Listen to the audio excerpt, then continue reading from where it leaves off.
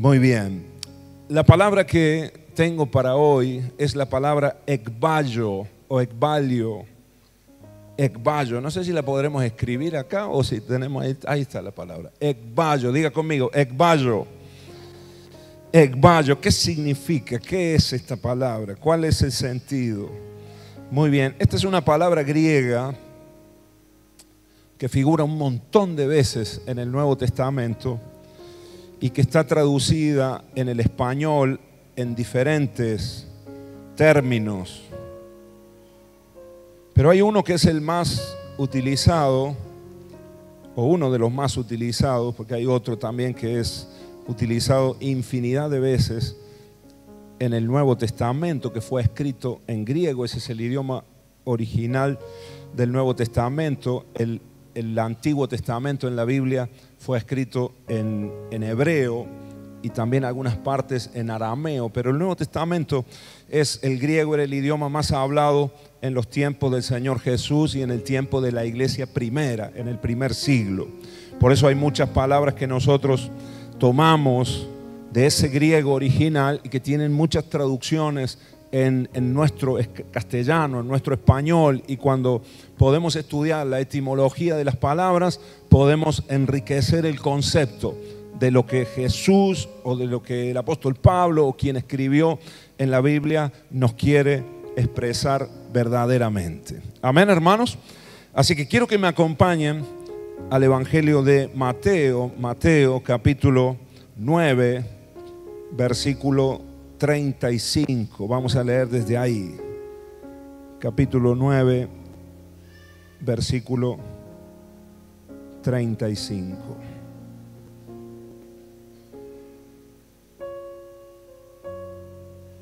Búsquelo ahí en su Biblia, búscalo en tu Biblia, si lo tenés en el celular, y si no lo leemos acá.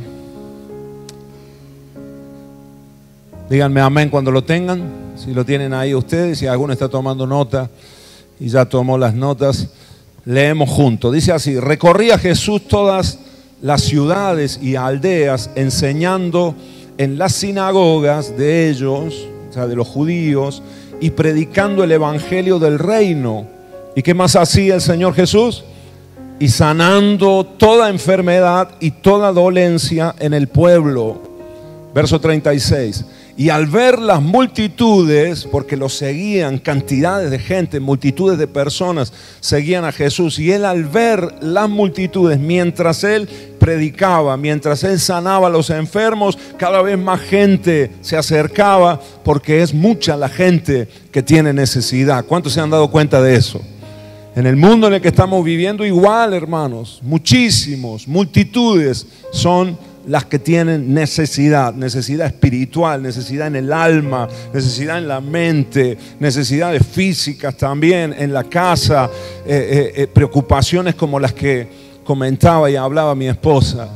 Las multitudes le seguían y Jesús tuvo compasión de ellas porque estaban desamparadas y dispersas como ovejas que no tienen pastor. Nada más terrible para una oveja que no tener pastor.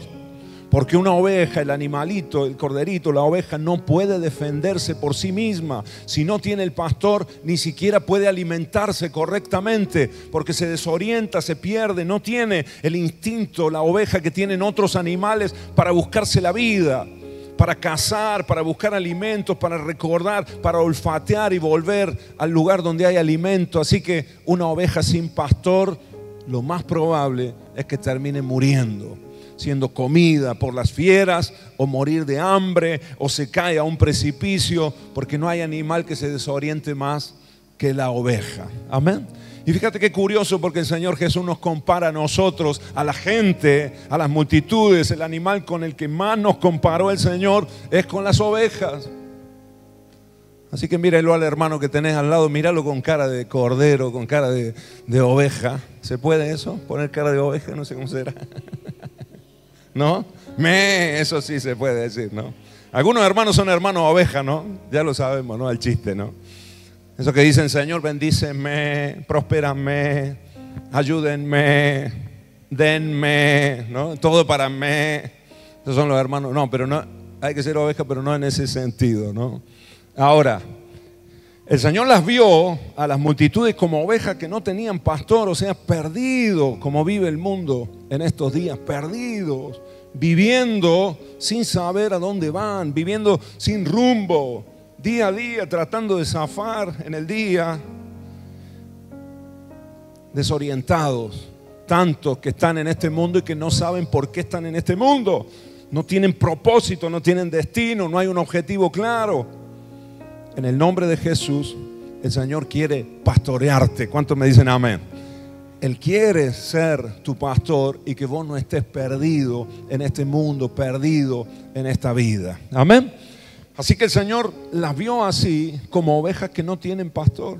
Pero el verso 37, mira lo que dice el Señor acá. Entonces dijo a sus discípulos. ¿Cuántos son discípulos acá de Jesús? Entonces dijo a sus discípulos, miró las multitudes y las vio desamparadas. Miró ahora a los 12, a los discípulos que le estaban siguiendo, y les dijo lo siguiente: a la verdad, la mies es mucha. ¿Qué es la mies, hermanos? ¿Qué es la mies? Miren lo que dice el diccionario acerca de la palabra mies. Mies, en el tiempo de la siega, es la cosecha de granos. Eso significa la mies, cosecha de granos. Bíblicamente, dice el diccionario de la Real Academia Española, que la Biblia utiliza la palabra mies para comparar muchedumbres de gente convertida a la fe cristiana o pronta a convertirse. Amén. Entonces Jesús fue eso lo que vio. Vio las multitudes desamparadas, desorientadas, sin pastor, y le dice a los muchachos, a los que le estaban siguiendo, a Pedro, a Juan, a Bartolomé, a Tadeo, a los discípulos, los mira el Señor y le dice: muchachos, la mies es mucha. Amén. Es mucha la gente que necesita el evangelio, que necesita los milagros del Señor, que necesita ser pastoreada. Ahora, aunque la mies es mucha, los obreros pocos. La mies es mucha, pero los obreros, ¿cuántos eran en ese momento? ¿A cuántos le estaba hablando Jesús? ¿Cuántos eran los discípulos? 12. ¿Y las multitudes cuántos eran? Miles. 20,000 en una ocasión, 15,000 en otra ocasión, de a miles. Imagínate a 12, los 12 decían: no damos abasto, no nos dan encima de los 12 había uno que era medio traicionero, ¿no? Así que eran 11. Tenía el equipito ahí de fútbol el Señor, los 11, ¿no? Y un suplente que después dejó de ser del equipo, ¿verdad? Hermanos, la mies es mucha, pero los obreros son pocos. Esa es la conclusión a la que llegó el Señor Jesús. ¿Saben qué, hermanos? Siento en mi corazón fuertemente, y quiero decirte esto proféticamente: estamos en víspera de un mover de evangelización mundial. Estamos en víspera, estamos a las puertas de un movimiento de evangelización mundial que desatará, a la vez que va a desatar un avivamiento sobrenatural en nuestra generación, en nuestros días, también va a provocar una guerra espiritual sin precedentes contra el infierno. Porque Satanás, el diablo, no quiere soltar las almas, no quiere soltar las vidas. Si tiene una vida oprimida, si tiene una vida, un hombre, una mujer que va camino al infierno, no quiere soltarlo. Y pelea y levanta oposición. Así que ante el gran avivamiento que Dios va a despertar en los últimos días, hermanos, porque está profetizado en la palabra, esto no es invención mía, el libro de Apocalipsis nos habla de ese gran avivamiento y de cómo Dios atraerá a muchos hacia Él, pero eso también va a provocar una gran guerra espiritual. Amén. Ahora quiero darte una buena noticia. Diga conmigo: buena noticia. Porque eso es el evangelio, buena noticia. Eso significa la palabra evangelio. Buena noticia. De esa guerra, de esa batalla espiritual sin precedente, Satanás, el diablo y todos sus demonios terminarán derrotados. Amén. y serán encadenados y echados al abismo por la eternidad. Así que vos y yo, si seguimos creyendo en el Señor Jesucristo, si seguimos obedeciendo al Señor, además de ser parte de ese gran avivamiento, vamos a experimentar esa gran victoria del Señor Jesucristo. ¿Cuántos me dicen amén? Dale un aplauso al Señor si lo crees con todo el corazón. Aleluya. Y yo creo, hermanos, muchas veces leo el libro de los Hechos, leo los días, los evangelios, los días del Señor, y veo milagros tremendos. Digo, Señor, oro y anhelo por esos milagros en nuestros días. Creo que los vamos a vivir en el nombre de Jesús. Creo que esta generación es la última generación. Las profecías están cumplidas, las señales, todo anuncia a que somos la última generación. ¿Cuántos me dicen amén? Y que Cristo viene pronto. Y que la venida del Señor está a las puertas. Amén. Por eso tenemos que estar preparados. Por eso tenemos que estar listos. Nuestro corazón tiene que estar preparado para esos días.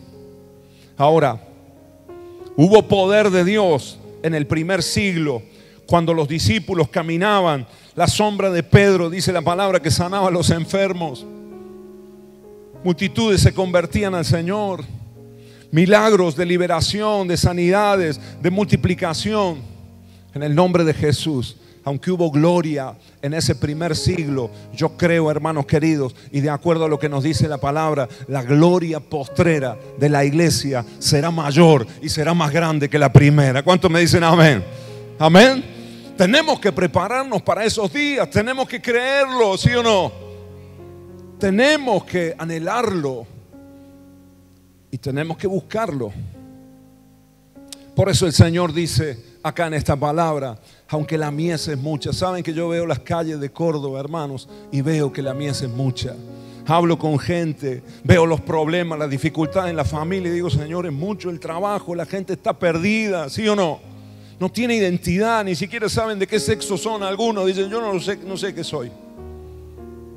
Y tenemos ahí un montón de letras, ¿no? Para ver si encajan en alguno. Eso es falta de identidad. Y el enemigo está sembrando eso en los corazones de muchos niños, de muchos adolescentes y jóvenes en nuestros días. ¿Saben qué? Dicen las estadísticas que esos muchachos, esas muchachitas no llegan a los 40 años. No hay perspectiva de vida. Sin embargo, alguien que cree en el Señor Jesucristo, alguien que tiene su identidad bien definida, bien marcada, sabe que tiene un propósito en la tierra, sabe que tiene un destino en la eternidad. Hermano, esa persona tiene vida abundante, no te alcanzan los años para vivir y para cumplir el propósito de Dios. Caminás con seguridad, con firmeza. Y la bienaventuranza de Dios, que es felicidad para nosotros, que no es una utopía, no, se puede ser feliz en esta tierra y se puede ser feliz también en la eternidad. ¿Cuántos lo creen conmigo? Dale un aplauso al Señor, porque eso lo logra la presencia del Espíritu Santo dentro de nosotros. Es la única manera.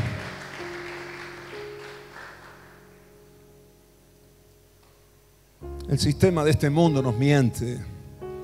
El enemigo se encarga de engañar a los hombres, de que estén perdidos como ovejas sin pastor. Por eso necesitamos al pastor de los pastores, Jesucristo, su palabra aplicada en nuestras vidas.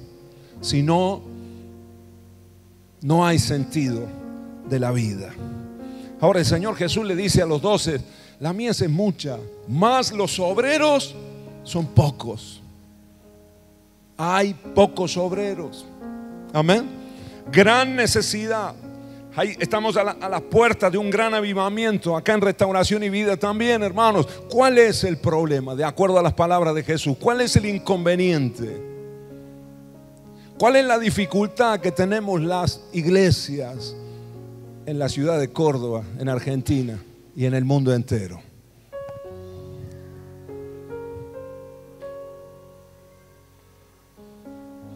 ¿Cuál es el problema? Pocos obreros. Tocar que tenés al lado y decirle, che, hay pocos obreros. Pocos obreros. Mucho trabajo y pocos obreros, ¿verdad? Por eso el Señor dice, verso 38, los sacude a los discípulos, dice, pero no nos vamos a quedar ahí.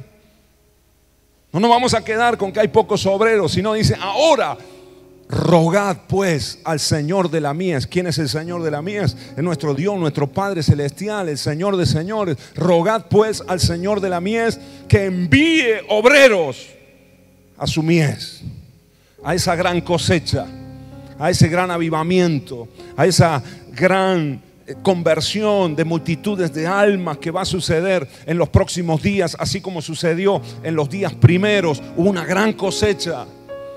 En la primera predicación del apóstol Pedro, 3,000 personas se convirtieron a Cristo. Gran cosecha, ¿verdad, hermanos? 4,000 más adelante, etcétera. La iglesia explotó en esos días. ¿Cuánto creen que puede ocurrir en nuestros días también? ¿Cuánto creen que Dios lo puede hacer en estos días también? En el nombre de Jesús yo lo creo. Ahora tenemos que empezar a clamar como iglesia y rogar al Señor de la mies: envía obreros a tu mies. Amén. Diga conmigo: Señor, envía obreros a la mies, porque es mucha y los obreros son pocos. Envía, Señor, obreros a tu mies. Amén.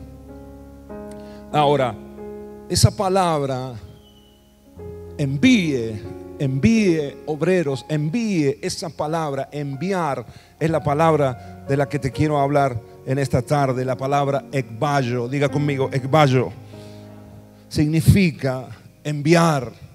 Otro significado de la palabra ekballo es impulsar sobrenaturalmente, impulsado sobrenaturalmente por el Espíritu. Eso es ekballo. Un impulso extraordinario del Espíritu Santo en la vida de una persona. Y eso es lo que el Señor le dice a los discípulos, a los 12 que estaban ahí: miren, lo que tenemos que hacer ahora es clamar a nuestro Padre Celestial, orar, rogar al Señor de la mies. No es una petición así nomás, sino que tiene que brotar del corazón por la compasión, por las almas, por las vidas, por las familias, por la gente, por los niños, por los adolescentes. ¿Cuántos me dicen amén? Por tantos matrimonios que se rompen, se destruyen allá afuera y que afectan a los niños, a la siguiente generación. En el nombre de Jesús, roguemos al Señor de la mies que produzca un impulso del Espíritu en sus corazones y que sea sobrenatural. Amén.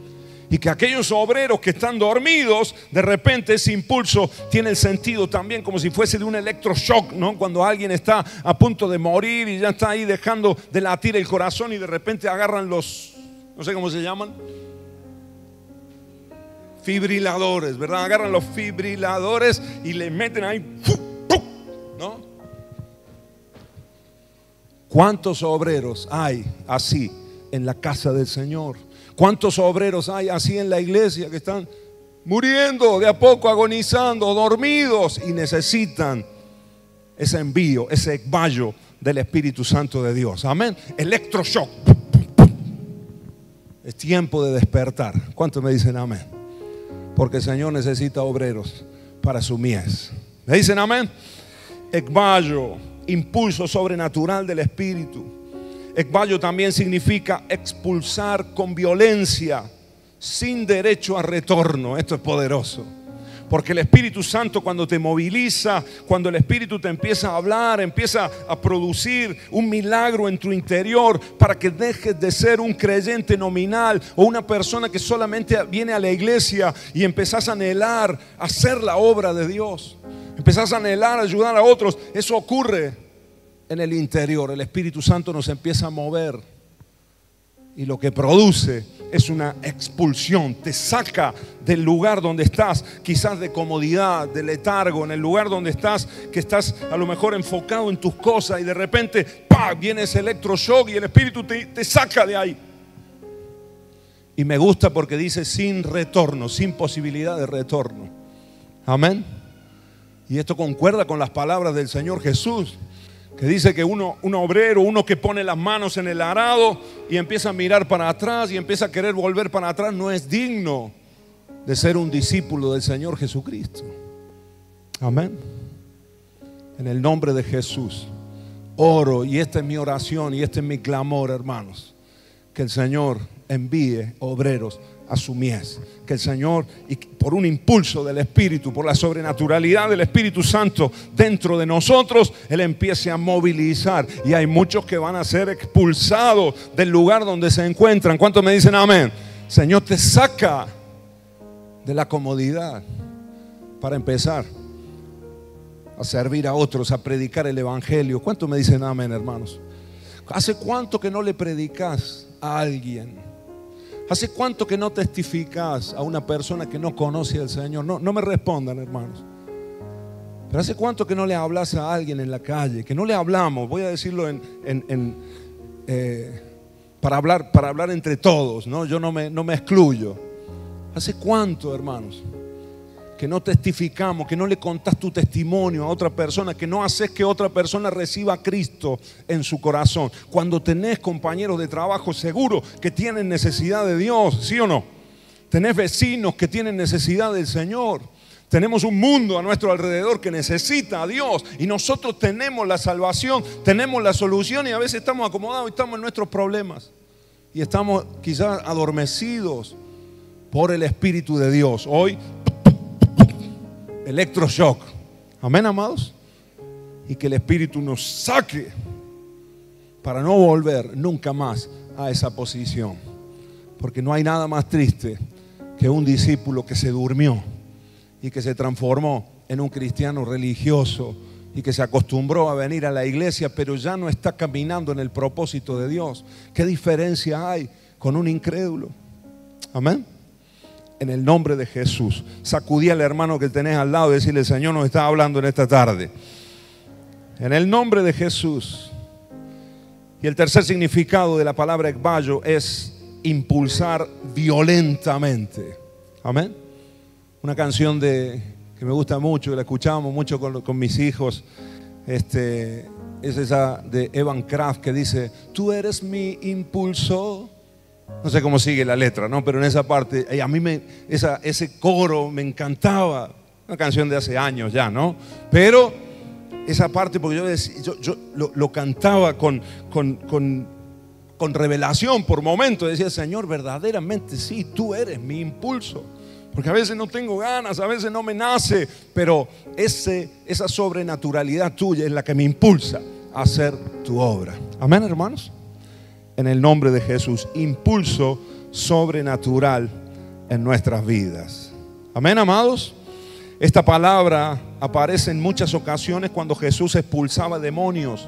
Esta palabra aparece mucho en el Nuevo Testamento cuando dice que el Señor Jesús echaba fuera. Ese echar fuera es la palabra ekballo. Echar fuera, por ejemplo, en el Gadareno, cuando el Señor echó fuera los demonios de ese hombre, los expulsó para que no vuelvan nunca más. Amén. En el joven lunático, en el joven sordo mudo también echó fuera los demonios para que no vuelvan nunca más. Le produjo ese ekballo, los sacó del lugar para no volver nunca más atrás. Amén. Ahora, esa palabra que se utiliza para expulsar demonios, acá el Señor la está utilizando en el buen sentido, de sacarnos a nosotros de nuestra cárcel de confort o de comodidad. Amén. Para poder hacer la obra del Señor en nuestras vidas. ¿Cuántos me dicen amén, hermanos? ¿Cuántos lo creen? Amén. Describe también esta palabra cuando el Espíritu Santo llevó al Señor al desierto. Dice que fue llevado por el Espíritu. Y eso quiero que lo veamos ahora en un momento. Miren, 3 ekballos del Espíritu que se van a producir en nuestras vidas. Vamos a decirlo así: 3 impulsos, 3 iniciativas que el Espíritu de Dios va a fomentar en nosotros para que podamos avanzar y que podamos ser buenos obreros del Señor Jesucristo en estos días. Número 1, impulso o ekballo hacia el proceso. El Espíritu de Dios te va a impulsar hacia un proceso de vida. Diga conmigo: proceso. Te voy a decir un sinónimo bíblico de la palabra proceso: desierto. Diga conmigo: desierto. El Espíritu de Dios te va a impulsar al desierto. Algunos le tienen miedo al desierto. Algunos no quieren saber nada con el desierto. Pero el desierto, hermanos queridos, es el lugar donde Dios se va a manifestar a nuestras vidas y donde vamos a aprender a confiar en Dios. ¿Cuántos me dicen amén? Amén, hermanos. Miren lo que dice Marcos capítulo 1, versículo 12 y 13. Lo leemos juntos. Marcos capítulo 1, versículo 12 y 13. Dice así la palabra: y luego el Espíritu le impulsó. Diga conmigo, impulsó. El Espíritu le ekbayo, impulsó al Señor Jesucristo. ¿A dónde? ¿A dónde lo impulsó? Al desierto. Y tuvo allí en el desierto 40 días y era tentado por Satanás y estaba con las fieras y los ángeles le servían. 3 cosas le pasaron a Jesús en el desierto. Esto fue antes de comenzar su ministerio. Jesús se había bautizado, bajó a las aguas del Jordán, fue bautizado por Juan el Bautista y después dice que por el Espíritu fue impulsado a ir al desierto. Ayunó 40 días y le pasaron 3 cosas. Fue tentado por Satanás el diablo. Número 2, ¿qué le pasó? Estaba con las fieras del campo. Hermanos, si dice fieras, no era un animalito cualquiera, no estaba con la, no sé, con una perdiz, no estaba ahí con un animalito chiquito, no. Tuvo que enfrentarse a fieras del campo, del desierto. Amén, hermanos. Todo esto tiene un significado. Y por último, dice que los ángeles le servían. Amén. O sea que en el desierto, los desiertos de nuestra vida, que hermano querido, los desiertos de nuestra vida son los momentos donde nos enfrentamos a una prueba. A veces el desierto tiene que ver con una enfermedad que nosotros atravesamos y llegó el diagnóstico de manera inesperada y nos sorprende y de repente hemos sido impulsados al desierto y estamos ahí y decimos: esto no lo teníamos la semana pasada y ahora estamos lidiando con este problema. El desierto a veces es un problema familiar, es un conflicto en el matrimonio o con los hijos. A veces el desierto tiene que ver con un problema económico también, escasez que viene a nuestra vida y estamos ahí pateando arena, ¿no? Estamos en el desierto. La tierra prometida está allá lejos. El pueblo de Israel fue sacado al desierto también por Dios. Lo sacó de Egipto, lo hizo pasar por las aguas del bautismo. Representa el mar rojo que atravesaron y después fueron al desierto, igual que Jesús. Fueron movidos al desierto. Pero en el desierto, hermanos, aunque te enfrentas a las tentaciones del diablo, porque el enemigo viene ahí en el momento de la prueba, viene a decirte: Dios no está con vos. Mira, vos hiciste esto bien para el Señor y ahora de repente te encontrás acá y no tenés plata, no están los amigos. En el desierto, hermano querido, como dice mi ley, no hay plata, ¿no? Normalmente en el desierto no hay plata, en el desierto no hay amigos. A veces ni los hermanos de la iglesia están en el desierto y uno los atraviesa solito y la soledad te invade. En el desierto, hermanos queridos, a veces no hay gozo, no nace el gozo por la situación que estás viviendo, el conflicto fuerte, y empiezan a venir los pensamientos: Dios me abandonó, Dios me dejó. Y el enemigo te empieza a atacar como lo atacó a Jesús. Tenía hambre y el enemigo siempre quiere presentarnos una opción para cortar camino, para salirnos del desierto. Y a Jesús le dijo: convierte las piedras en pan si tienes hambre. Pero Jesús ahí no se dejó tentar y dijo: escrito está, no solo de pan vivirá el hombre, sino de toda palabra que sale de la boca de Dios. Y reprendió al diablo, resistió con la palabra. En el desierto es donde te tenés que encontrar con la palabra de Dios, porque es lo único que te va a sostener. ¿Cuántos me dicen amén? Amén, hermanos.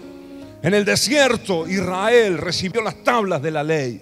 Fue en el desierto, no fue en Egipto, no fue en la tierra prometida. ¿Dónde fue? En el desierto. Ahí te encontrás con la palabra de Dios. Y cuando recibís la palabra de Dios y cuando obedeces, aún en medio de la dificultad, en medio de la prueba, de la crisis que estás viviendo, vos decís: escrito está, escrito está. el Señor está con nosotros. Mira a tu esposa, mira a tus hijos y decir, no vamos a abandonar, no nos vamos a volver al mundo, no vamos a volver a Egipto, vamos a seguir adelante, el Señor está con nosotros. ¿Sabes qué? Aunque haya momentos difíciles, aunque a veces incluso te encuentres con las fieras del campo que representa a gente que no es de Dios y que se acerca a nosotros, y a veces la gente te ataca y se burla de vos, ¿dónde está tu Dios? ¿No le dijeron a Jesús así en la cruz? Si eres el Hijo de Dios, bájate de la cruz. Se burlaban de él, lo escupían, pero ahí el Señor aguantó ese desierto por el que estaba atravesando, porque sabía que había una tierra prometida ahí delante. Ahí tienen que estar nuestros ojos. ¿Cuántos me dicen amén? Y uno pasa el desierto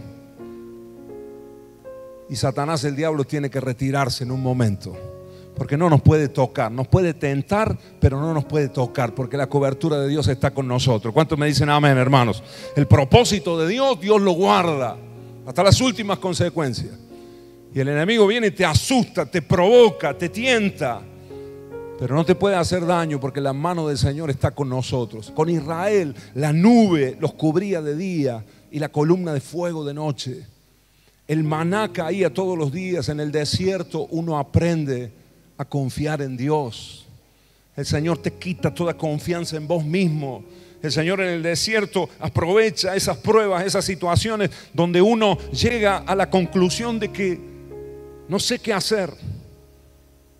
Si en tu vida llegaste a la conclusión de que no sabes qué hacer, tenés que darle gloria a Dios, porque estás en el punto donde Dios puede empezar a obrar los mayores milagros en tu vida. ¿Cuántos me dicen amén?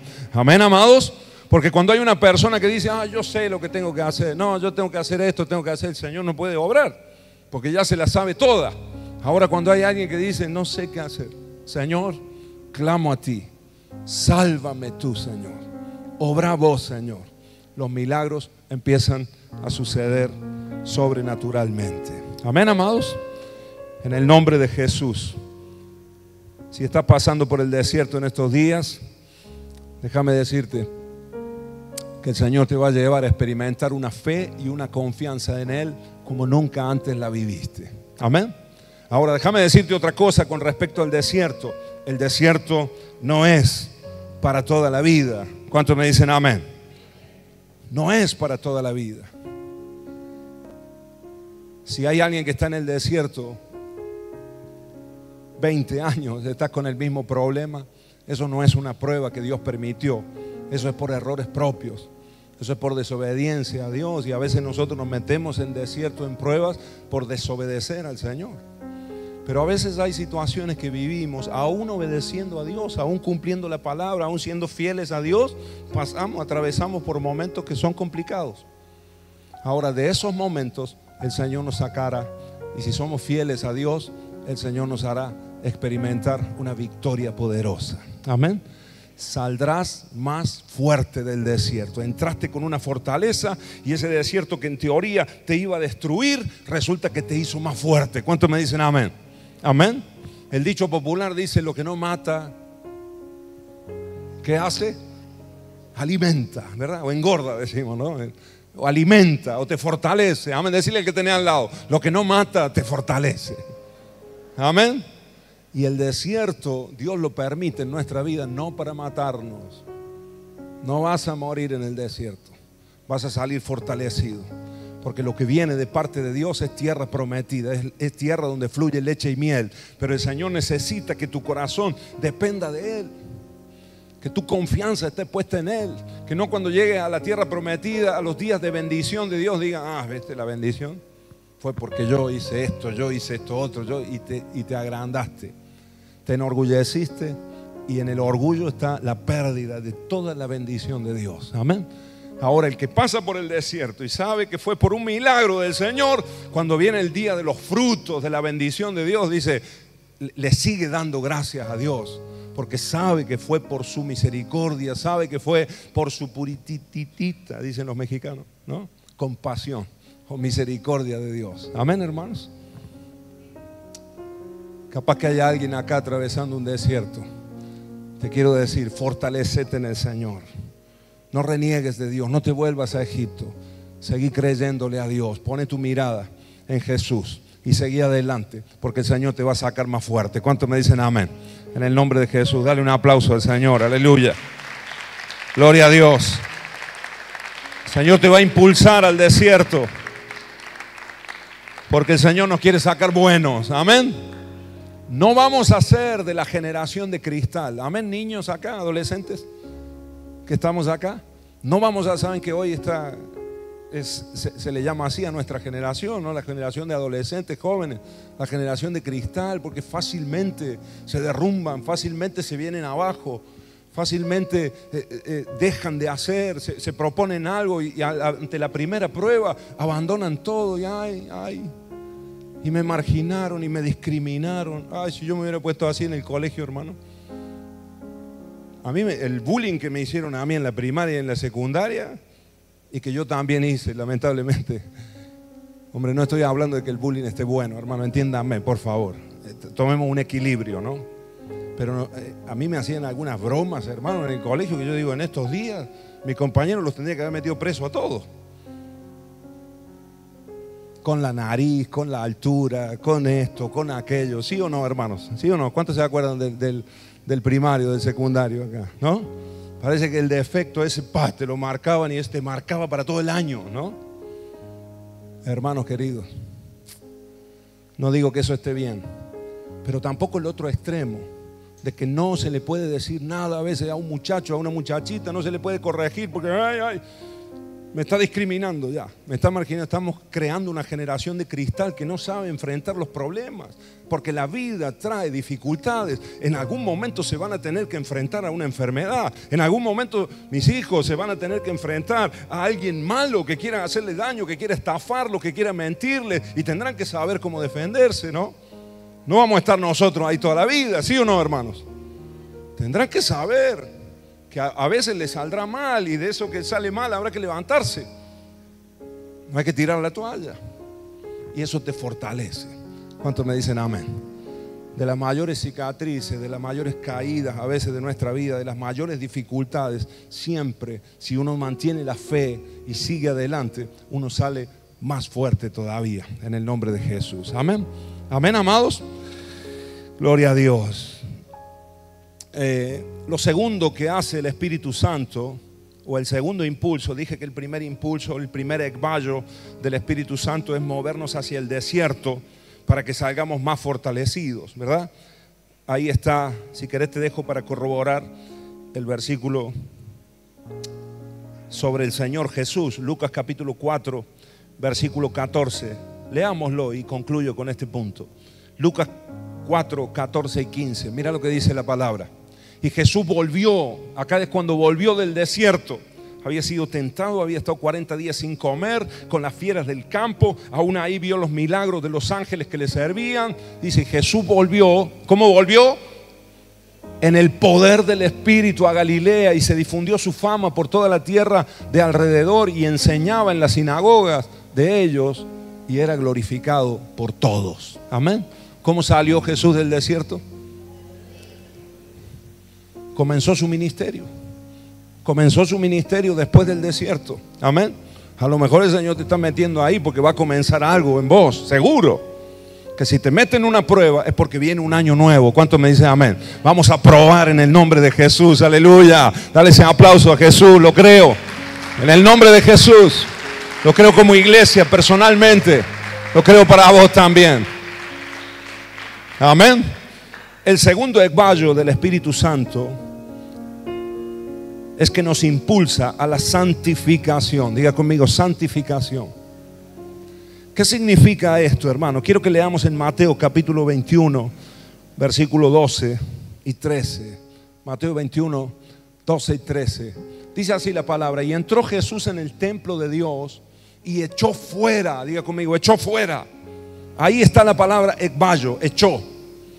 Y lo hizo con violencia, hermano. Acá este fue el momento más violento del Señor Jesús aquí en la tierra.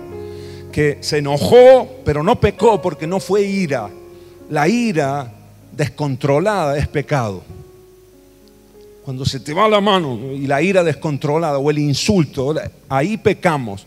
Pero el enojo, hermanos, no es pecado. A veces uno tiene que enojarse en la vida. A veces con uno mismo. Yo a veces me enojo conmigo mismo y digo, tengo que cambiar esto. Y me hablo y me reto a mí mismo. Marco, no podés seguir así, no podés hacer esto. Amén. En la casa, no podemos seguir así en la casa. Algo tiene que cambiar y uno se enoja con uno mismo. Ahora, Jesús acá se enojó, pero no fue una ira descontrolada, por eso no pecó. Y dice que Jesús entró y echó fuera, entró al templo y echó fuera a todos los que vendían y compraban en el templo y volcó las mesas de los cambistas y las sillas de los que vendían palomas. Verso 13. Y les dijo, escrito está, mi casa, casa de oración será llamada, mas vosotros la habéis hecho cueva de ladrones. Amén. Echó fuera, diga conmigo, echó fuera. Ekbayo. ¿Sabes lo que hizo el Señor Jesús acá? Limpió la casa. ¿Sabes lo que tenemos que hacer nosotros, hermanos? ¿A qué nos moviliza el Espíritu Santo en esta noche a nosotros? A limpiar la casa. Porque vos y yo somos templo del Espíritu Santo de Dios. Amén. Vos y yo somos templo del Espíritu Santo de Dios. Él mora en nosotros. Pero a veces nosotros, esta casa que tiene que ser casa de Dios, nuestra vida, la hemos convertido a veces en cueva de ladrones. A veces hay mezcla. A veces hay adoración a Dios y después hay pecados que permitimos en nuestra vida. Y se empieza a mezclar lo santo con lo inmundo, lo de Dios con lo del mundo. Amén. Ekbayo. Y el Espíritu Santo te va a impulsar, porque empieza por un mover del Espíritu Santo. Nadie puede dejar un vicio, nadie puede dejar un pecado, nadie puede echar fuera una iniquidad si no es movido por el Espíritu Santo de Dios. ¿Cuántos me dicen amén? La palabra produce ese milagro y el Espíritu de Dios empieza a impulsar. Y de repente alguien que tomaba, que bebía, que se emborrachaba y para él no estaba mal, ahora por el mover del Espíritu Santo, por el ekbayo del Espíritu Santo, empieza a ver que eso está mal, que no puede seguir así. Y hay un momento donde tenés que tomar una determinación y echar fuera ese vicio de tu vida. ¿Cuántos me dicen amén? Cuando se hace por el Espíritu, hermano, y no por un impulso del alma solamente, ay, lo voy a dejar esto, voy a dejar aquello, y lo haces almáticamente, lo más probable es que vuelvas. Porque el alma es así. Hoy quiere y mañana no. Hoy está dispuesto y mañana no tengo ganas, ¿no? Hoy no voy a tomar más y mañana me tomo hasta el agua de los pollos, ¿no? Ese es el alma, depende de cómo venga la mano. Pero lo que es movido por el Espíritu es así, hermanos. Y no importa si hoy estoy triste, igual me mantengo en mi decisión. Si estoy alegre, me mantengo en mi decisión. Amén. Si estoy sano, si estoy enfermo, me mantengo en lo que decidí, porque fui movido por el Espíritu. Ekbayos del Espíritu de Dios nos moviliza a la santificación en estos días. ¿Cuántos me dicen amén, hermanos? Porque hay muchos hermanos. Acordate que estoy hablando de los obreros. ¿Cuántos se acuerdan? Que los obreros son pocos. ¿Por qué son pocos los obreros? Porque hay muchos obreros que no quieren pasar por el desierto y no aprueban el desierto. Entonces no pueden ir a la mies, no pueden ir a la cosecha. El Señor no los puede usar porque se quedaron en el desierto, abandonaron en el desierto. Hay otros que aman a Dios y quieren servir al Señor, pero no echan fuera el pecado de sus vidas. Y todavía hay pecados ocultos, todavía hay inmoralidad, todavía hay pornografía, todavía hay adulterio, infidelidad, no lo sé. Algún vicio por ahí, de vez en cuando un cigarro, ¿no? De vez en cuando un porro, de vez en cuando una vez al año no hace daño, dice esa gente, ¿no? Y es una mentira del diablo, porque siguen enganchados ahí. ¿Sí o no, hermanos? De vez en cuando vamos a hablar de pecados menos notorios, de vez en cuando una mentira. Y ahí estamos y nos acostumbramos a mentir, a exagerar las cosas. De vez en cuando le saco el cuero a un hermano y me prendo en una mateada o en un asado o en una comida y parece que nos gusta. En vez de comer un asado del cuero, nos estamos comiendo al hermano, ¿no? Le estamos sacando el cuero al hermano, a la hermana, al pastor, a la pastora, amén. En el nombre de Jesús. Eso es pecado, ¿sabían eso? Murmuración, amén. No hay nada que deteste más el Señor que hermanos que se acusan los unos a los otros y que hablan mal los unos de los otros. Así vive el mundo, hermano, la crítica constantemente, las envidias en nuestro corazón. Eso tiene que salir de nuestras vidas. ¿Cuántos me dicen amén? ¿Cuántos levantan la mano acá? ¿Cuántos envidiosos hay acá? Levanten la mano, levantemos la mano todos, hermano, hagámonos cargo. Venga, venga, no diga. Porque a veces nos surge eso te pone triste cuando otro es bendecido. Cuando otro prospera y te pone ahí un poquito triste y empezás a decir, uy, nosotros y yo. Eso es envidia. Eso tiene que salir de tu vida. Amén. ¿Cuántos me dicen amén? Y el Espíritu de Dios hoy por la palabra está produciendo ese ekbayo para que se arranque verdaderamente y que no vuelva nunca más a nosotros. Amén. Así como Jesús limpió ahí el templo, echó fuera a todo el mundo. Y él no era el sumo sacerdote, ni siquiera era sacerdote del templo naturalmente, humanamente. Ahí nosotros sabemos que era Jesús toda autoridad, pero él tenía una autoridad moral porque era santo, porque era recto. Y dijo, esto es una cueva de ladrones, aquí están haciendo negocio, estos están aquí todos por plata. Y empezó a limpiar la casa. Amén. En el nombre de Jesús. Si hay avaricia en nuestras vidas, mira, ahora hemos hablado nosotros de las necesidades, por supuesto, materiales, económicas de la iglesia, pero oro a Dios, hermanos queridos, que nunca nuestro corazón, que nunca entre la avaricia en nuestro corazón. Amén. El día que la avaricia entre en nuestro corazón, estamos perdidos. Así que me ayuda a orar, a que oremos juntos, porque Dios quiere bendecirnos y Dios te va a bendecir, Dios te va a multiplicar. ¿Cuántos dicen amén? Sacudí al que tenés al lado y decirle, Dios te va a bendecir, Dios te va a bendecir. Más que nunca en estos días. Y lo estamos viendo en la casa, lo estamos viendo, hermanos. Usted no se quede fuera, metete en el río que el Espíritu nos está moviendo, en la fe que el Señor está trayendo, en el nombre de Jesús. El Señor nos va a prosperar más que nunca en estos días. En el mayor desierto que está viviendo nuestro país, hermanos, ahí el Señor nos puede prosperar. El maná del cielo va a venir. ¿Cuántos me dicen amén? Los israelitas en el desierto, hermanos, así como Jesús, que los ángeles le servían, yo veo en el pueblo de Israel igual. Porque el maná caía del cielo, ¿verdad? ¿Y quién lo hacía el maná? ¿Quién lo preparaba? Yo me imagino que la panadería del cielo estaba full, ¿no? No, Maxi. Eran 2 millones de personas, hermano, ¿o no? Estaban los ángeles ahí desde las 4 de la mañana, ¿no? Haciendo el maná. Porque a la mañana tempranito tenía que caer y después a la tarde de nuevo. Amén, hermanos. La carnicería del cielo estaba full porque después pidieron codornices y ahí el Señor les enviaba las codornices también. Amén, hermanos. En el nombre de Jesús, esos milagros los vamos a ver en nuestra vida. ¿Cuántos me dicen amén? Si lo crees, dale otro aplauso al Señor. Aleluya. Gloria a Dios. Santificación. Mira, hoy cumplo, te lo cuento rapidito, así, pocas veces lo he contado, pero hoy cumplo 17 años de casado con mi esposa y doy gloria a Dios por eso. Ahora, cuando yo tenía 22 años, hermanos, yo estuve en un noviazgo, en una relación con una chica y estuve a punto de casarme con esa chica.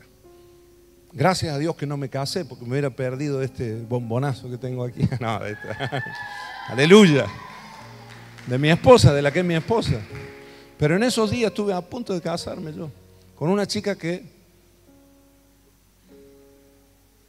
no era hermana, era prima, ¿no? en la iglesia. No se sabía bien. A veces venía a la iglesia, y eso es lo que a mí me producía ese conflicto interior.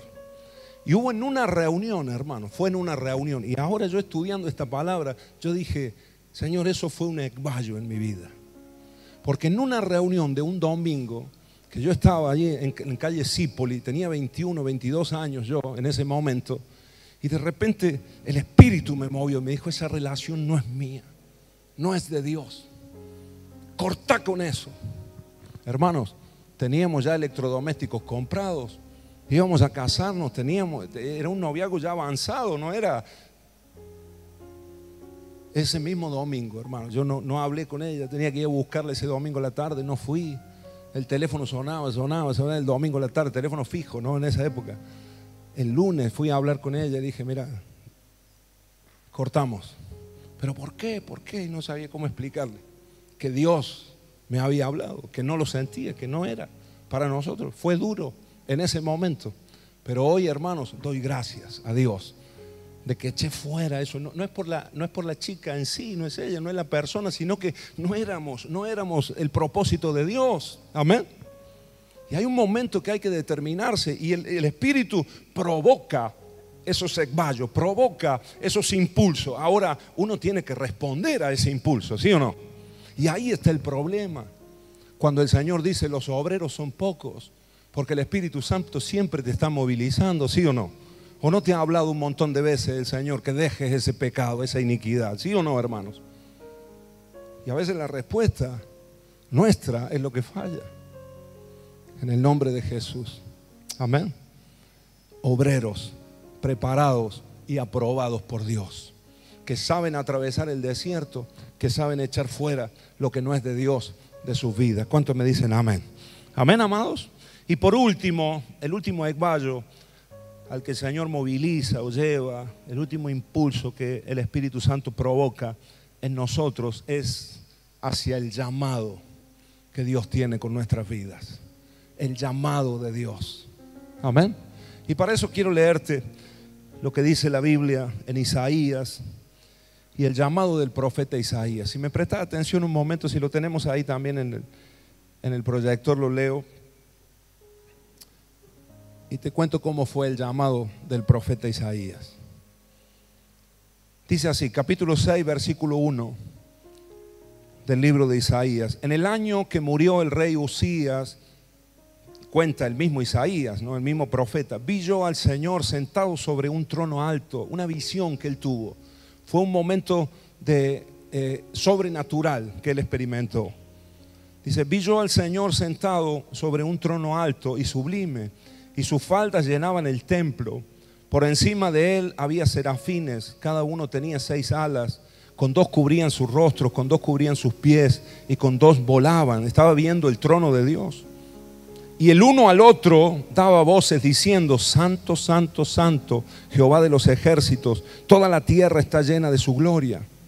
Y los quiciales de las puertas se estremecieron con la voz del que clamaba, y la casa se llenó de humo. Entonces dije, ay de mí, que soy muerto, porque siendo hombre inmundo de labios y habitando en medio de un pueblo que tiene labios inmundos, han visto mis ojos al Rey, Jehová de los ejércitos. Mira, cuando él estaba viendo esa visión, empezó a ver sus manchas, empezó a ver sus pecados y se vio inmundo y dijo, estoy viendo a Dios, voy a morir porque Dios es santo. Amén. Y reconoce su pecado y reconoce el pecado del pueblo también. Sigue diciendo, y voló hacia mí uno de los serafines, o sea, uno de los ángeles que veía en la visión, teniendo en su mano un carbón encendido, tomado del altar con unas tenazas. Él estaba en el templo, él estaba en el tabernáculo, estaba en los atrios, y ahí estaba el altar donde verdaderamente estaban ofreciendo holocausto al Señor. Así que él se le mezcla la realidad con la visión, y de repente ve a un serafín que agarra un carbón encendido del altar y lo trae con unas tenazas. Dice, y tocando con él sobre mi boca, dijo, he aquí que esto tocó tus labios y es quitada tu culpa y limpio tu pecado. Hasta ese momento se sentía un pecador y la culpa estaba sobre sus hombros y no podía servir al Señor, no podía ser un obrero de Dios porque se reconocía un hombre de labios inmundos. Amén. Yo no sé cuántos acá luchan con las malas palabras. La Biblia dice, ninguna palabra corrompida salga de tu boca. Amén.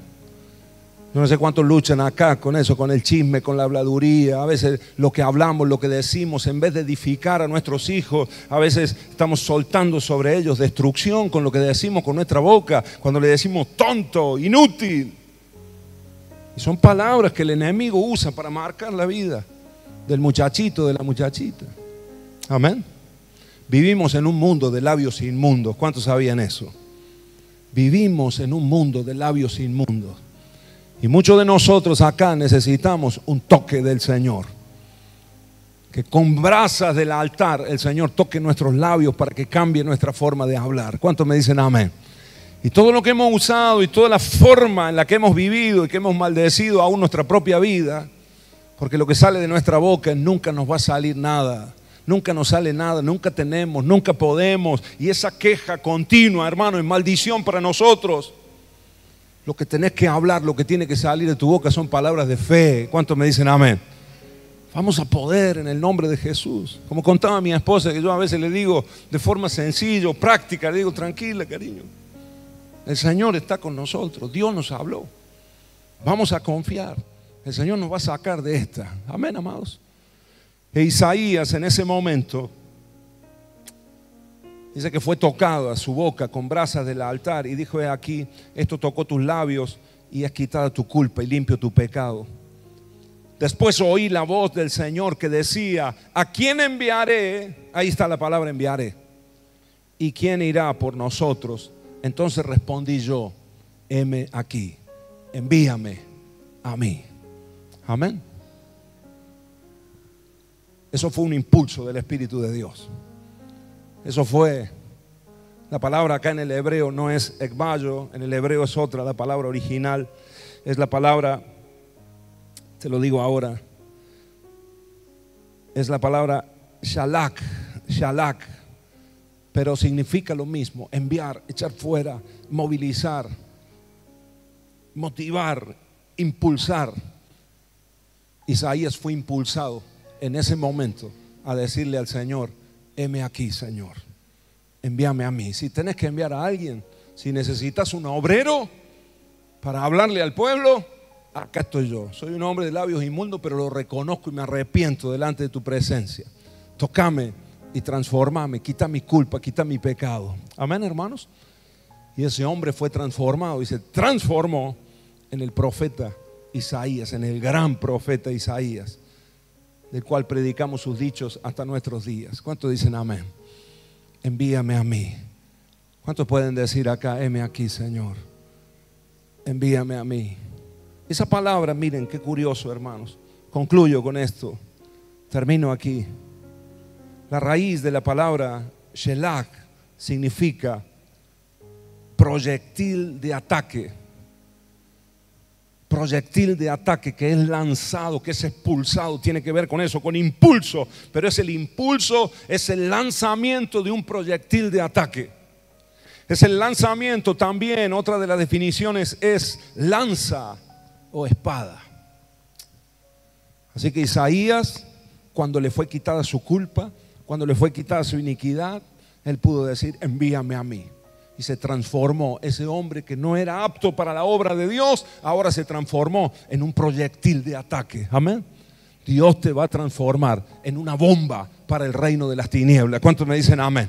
Dios te va a transformar en una lanza. Vas a hacer una lanza en las manos del Señor para que Dios te lance, te eche a donde Él quiera. Porque muchos acá, hermanos queridos, van a ser enviados lejos.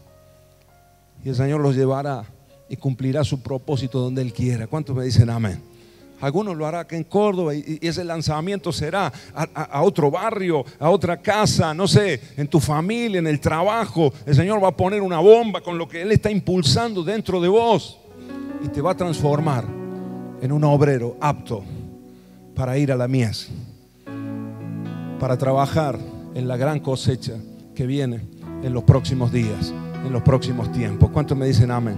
Esta casa será llena de la gloria de Dios. Y esta casa será llena también de gente necesitada del Señor.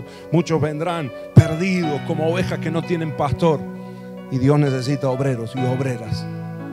Obreros que saben pasar los desiertos. Obreros que saben echar fuera el pecado. Y obreros que saben decir: heme aquí, Señor, envíame a mí. Ponete de pie en el nombre de Jesús y oramos juntos. Aleluya. Quiero hacer un llamado a que podamos venir aquí al altar. Todos aquellos que en esta tarde, en esta noche le quieren decir al Señor: heme aquí, Señor. Yo te pido que vengas ahora rápido, que vengas acá al altar y vamos a orar en el nombre de Jesús, en el nombre del Señor Jesucristo, y que el poder del Espíritu Santo sea obrando en nuestros corazones. Hay muchos acá que el Señor los quiere sacar del desierto. Quizás Dios obra hoy el milagro. Aleluya, aleluya. Hay pruebas que son difíciles. Hay circunstancias que a veces no entendemos. Pero eso no puede ser motivo para que abandones, para que tires la toalla, para que no quieras vivir más. En el nombre de Jesús, en el nombre de Jesús. Espíritu de Dios, el Espíritu del Señor está aquí con nosotros. Y Él quiere obrar un milagro en esta noche. Aleluya. Cierra tus ojos acá. Seguro que hay alguien más. Seguro que hay alguien más que tiene que venir aquí al altar. Obreros de la última hora. Obreros de la última obra. En el nombre de Jesús. Hacedores de la palabra de Dios. Movidos por el Espíritu Santo. En el nombre de Jesús. En el nombre de Jesús. Tu gloria sobre nosotros, Señor. Tu poder sobre nosotros, Señor. Tu manifestación, Espíritu Santo. Ahora. Moviendo los corazones. Algunos acá, lo siento en mi espíritu. Algunos quizás ya desecharon el llamado del Señor. El Señor te habló en otro tiempo, pero quizás has dicho: no es para mí. Ya metí la pata tantas veces, ya me equivoqué tantas veces. En el nombre de Jesús, quiero decirte en esta noche que el Señor puede provocar un milagro en tu corazón. El Señor quiere sacarte, que atravieses el desierto, que salgas victorioso, victoriosa, en el nombre de Jesús. El Señor te da la fuerza en esta noche para hacer un pacto con Dios, un compromiso con el Señor.